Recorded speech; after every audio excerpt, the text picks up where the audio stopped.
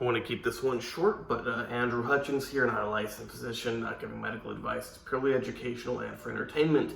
I was scrolling through YouTube and I saw this video, like what really happened, steroids before and after. I think he showed his face normal, and then with acne and had like a picture of a heart normal, and then with left ventricular hypertrophy. Okay, so I'm not going to cover everything steroids do to the heart. I've addressed a lot of it in several different videos. Probably I should make one dedicated. This will sort of be a video like that. But as far as left ventricular hypertrophy, number one, it's a good thing up to a certain point. Kind of like water. It's a good thing up until a certain point. You drink too much water, it becomes a bad thing. Left ventricular hypertrophy occurs for a reason. It is to more efficiently pump blood through your body. That's good. Left ventricular hypertrophy would be good no matter what, except that there are other things that happen. Think about muscles on your body, on your skeletal frame. They're great, but eventually you lose your mobility. I can barely do squats because my arms just don't bend back to grab the bar. I can't reach my back very well because my muscles are too big. I don't know how big I look on camera, but I'm actually pretty big. Same thing with your heart, but a little bit different. So you got the ventricle, and you know the stronger it is, the better. But if the muscles get too big, they close up the ventricle. Because imagine you got a muscle, you know, it's not just like this, but to oversimplify it, you got muscle here, you got muscle here, and if they get bigger, it closes the space between them. So if you grow your left ventricle too much, there's just no space left to fill it with blood. If there magically could be more space, it would be great. So left ventricular hypertrophy pumps blood more efficiently until there's not enough space for blood to enter it. And then sadly it becomes a problem. No, there's actually another reason it becomes a problem. I don't want to forget this one, is that blood perfusion to the heart muscle itself is impaired as the muscle gets larger. So the muscle, each time it contracts, it needs blood. But the larger it gets, the more the blood has to travel into the muscle to reoxygenate it. Muscle uses a lot of oxygen. It's hard to get enough blood in there fast enough to oxygenate all the muscle tissue. So it's not only about losing that space for the fluid, for the blood. Blood's fluid, you know, brain thought fluid, blood. Oxygen carrying fluid, you know, that's blood. So you lose the space for the ventricle to fill up with blood, and the muscle eventually cannot be oxygenated properly. All of that to say, left ventricular hypertrophy, good until a certain point. The chances of you developing, well, it depends on who you are. If you're a normal person, if you're a casual gym goer, even if you are a anabolic steroid user, chances of you developing dangerous left ventricular hypertrophy are not very high. But if you are a massive user of anabolic steroids, plus human growth hormone, plus heavy weightlifting, and you're just a massive user, abuser, maybe you will. You know, it's not impossible. It's just not very likely in healthy individuals that do not abuse massive, crazy amounts of anabolic steroids or human growth hormone. But remember, healthy until a certain point. Okay, so let's cover another thing. Dilation of the heart. Now, there's multiple different chambers of the heart, but dilation, what is that? So, anabolic steroids increase the fluid volume of your body, including the volume of your blood. So if you have more blood, there's more blood stretching your blood vessels, there's more blood stretching your heart. So you have a chamber and there's more stuff in it, it's getting stretched out. This is more of a short-term effect, however it can cause long-term damage. So short-term, if your blood volume increases too much and your heart stretches too much, your heart cannot contract properly. It's pulled too far apart, the muscles cannot squeeze and contract and pump the blood through the body. That's not good. That means you're getting a lack of oxygen to your body and lack of oxygen to your heart, and not only will you get body damage, but you can get heart damage. And then, so this is a temporary thing, but if it's bad enough, then you get damage to the heart, and it can become a long-term problem. Mostly going to be caused by the increased fluid volume.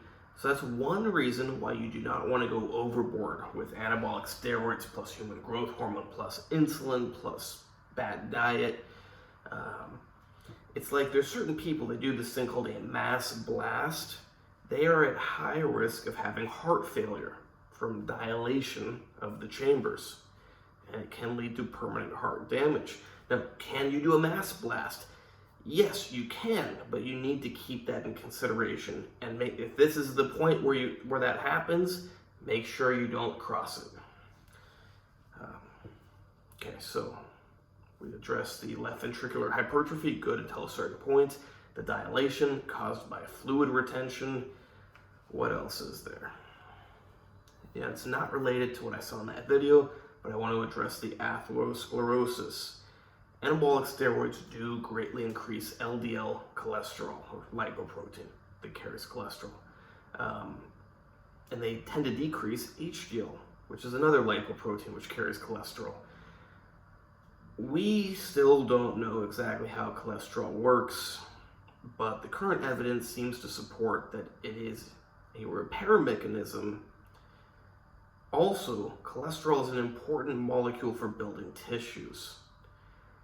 I don't think it's a coincidence that anabolic steroids, which greatly increase tissue growth, increase your amount of LDL cholesterol, which is needed to carry cholesterol to build tissues. It's amazing I haven't heard this talked about before, but I mean, what would you expect when a medication increases how much tissue you're building?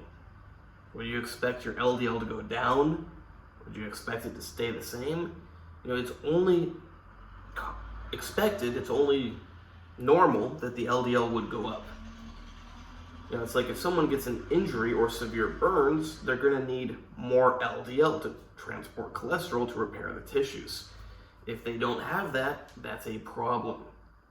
Now the real question comes in, because we don't have enough studies on this, does that elevated LDL cholesterol lead to a problem if it's elevated but you don't need to repair enough tissues? Is it going to end up going to places you don't want it, like the walls of your blood vessels? That we need to find out. Now, there's another factor, damage to the walls, which often occurs from sugar glycating the collagen of the walls of the blood vessels. If that happens, then the chance of the LDL transporting cholesterol to the walls of your blood vessels is much higher. Again, we don't have the data, the studies have not been done, but what we do know is that your chance of getting that LDL going to your blood vessel walls is much higher if you have a high sugar diet, or if you have high blood pressure. Why would high blood pressure matter? Well, because high blood pressure also damages the walls of the blood vessels. So your chances of that high LDL mattering when you use anabolic steroids and leading to atherosclerosis is much lower if you have a low sugar diet and you have normal healthy blood pressure. But again, the data is not in, the studies have not been done, we just don't know. But I'd like to bring it to people's attention that that LDL is probably not just elevated for random bad reason. It's usually talked about like it's just some freak, weird side effect of steroids that's negative, that has nothing positive, when in fact it does serve a purpose. Say you were using anabolic steroids for a good, legitimate medical purpose.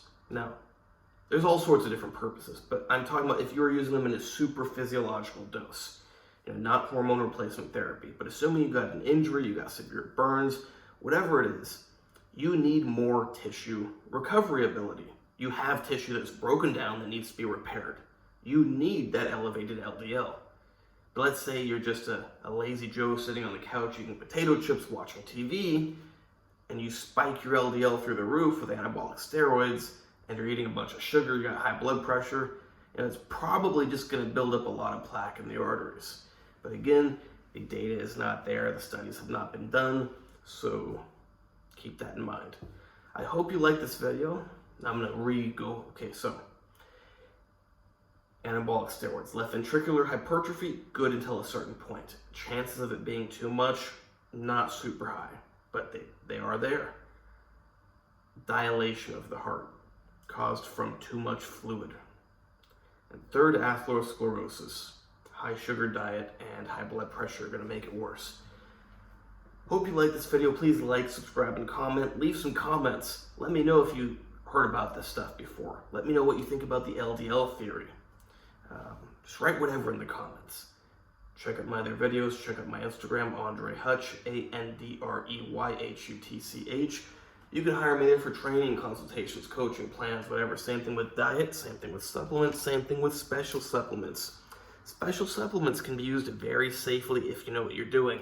But if you don't know what you're doing, they're very dangerous. Kind of like anything in life. You put a two-year-old can't really drive a car, but you put a 10-year-old behind the wheel of a car on the freeway, probably going to lead to an accident. You put someone that knows how to drive a car behind the wheel of a car on the freeway, probably going to be okay. But learning how to work with the human body is a lot more complicated than learning how to drive a car. You can learn how to drive a car in one day. You cannot learn how to operate the human body in one day. You cannot learn it in 1 year. You might be able to learn it in 10 years. Luckily for you, I've already learned it, so if you want an expert, you can work with me. The only thing I can't do is give you medical advice because I don't have a medical license, but you don't need medical advice when you have expert medical information. Now you may go, but I need advice. I need to know what blood work to do. I go, no, you don't need advice. You need information. And I give you the information on what blood work you can do. Not which blood work I advise you to do, but which blood work you can do. And if you're still not understanding, if you're still not getting the drift, I go, well, I would do this, but I'm not you. So you have to decide on your own.